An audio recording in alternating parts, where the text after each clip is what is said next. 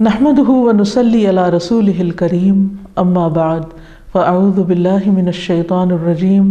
بسم اللہ الرحمن الرحیم رب اشرح لی صدری ویسر لی امری واحلل عقدۃ من لسانی یفقہوا قولی۔ اللہ سبحانہ وتعالیٰ اس کائنات کا خالق ہے، یہ دنیا بھی اسی نے بنائی، اس پر انسان کو بھی اسی نے پیدا کیا، اور جب سے انسان بنا جبھی سے اس کی رہنمائی کا انتظام بھی کیا، جہاں اس کے کھانے پینے کا اور دیگر ضروریات کو پورا کرنے کا انتظام کیا، اسی طرح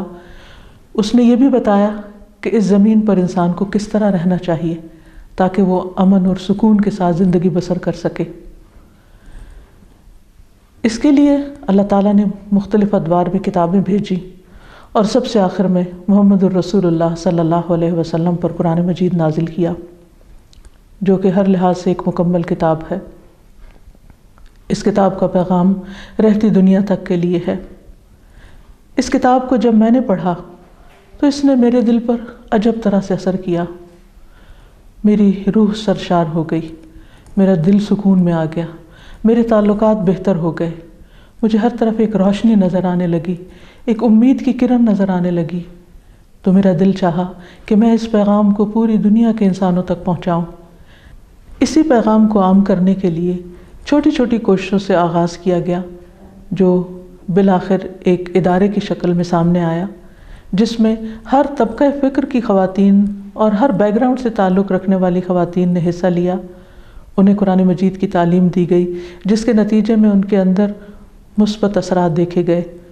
قرآن مجید کی تعلیم حاصل کرنے کے بعد خواتین کے اندر ایک مثبت سوچ پیدا ہوئی،